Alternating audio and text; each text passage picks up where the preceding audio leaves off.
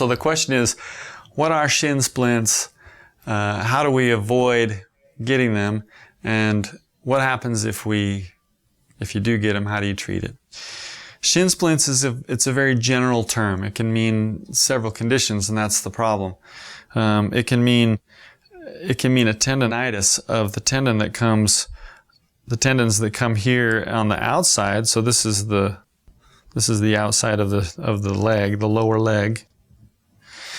And there are tendons that come up on the outside of this around the ankle and come around here, even to the backside. And some people, if you have pain along this side of your shin, then you're thinking, well, I have shin splints.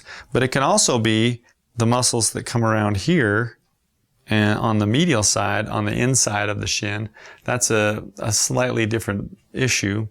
And then it can also actually be, if you're putting a lot of force into a shin, like with a lot of running, a lot of miles, you're logging a lot of miles in preparation for a long distance run, you can actually start developing compression fractures, which would be very painful in your shin, but may not be a muscular thing in the end. It ends up being a bony problem.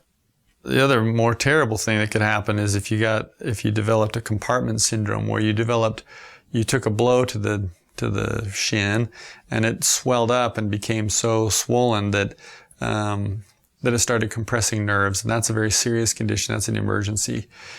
But back to the more common problems.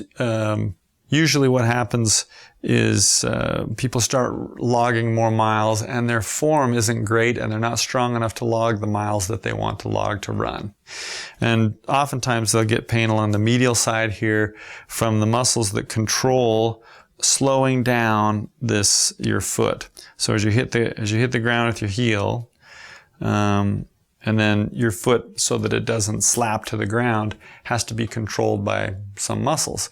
And oftentimes that overuse over thousands and hundreds of tens of thousands of repetitions, sometimes they'll start to get inflamed and irritated, and they can even start to pull away from the bone. Because they attach all the way up on this bone, as they pull away, it becomes very painful. Like a lot of things, the answer is relative rest. So we would take away the impact from your program and maybe do something like aqua jogging or elliptical, or some kind of a low impact activity where you could still work out but minimize the impact. The other thing would be a stretching program. You'd use ice. We could use anti-inflammatories if you talk to your physician about what kind of a prescription he would recommend. The other thing that we do in physical therapy for this type of thing is we would look at your motion. We would make sure that as you're going, we would do a gait analysis. We could look at you running and see how you're hitting the ground and make sure you're as efficient as possible. Sometimes taking away impact is a question of changing your gait just a little bit, but little changes make a big difference over a lot of repetitions. So we would do a gait analysis, and many of our clinics will do these gait analyses for free. You just call and make an appointment.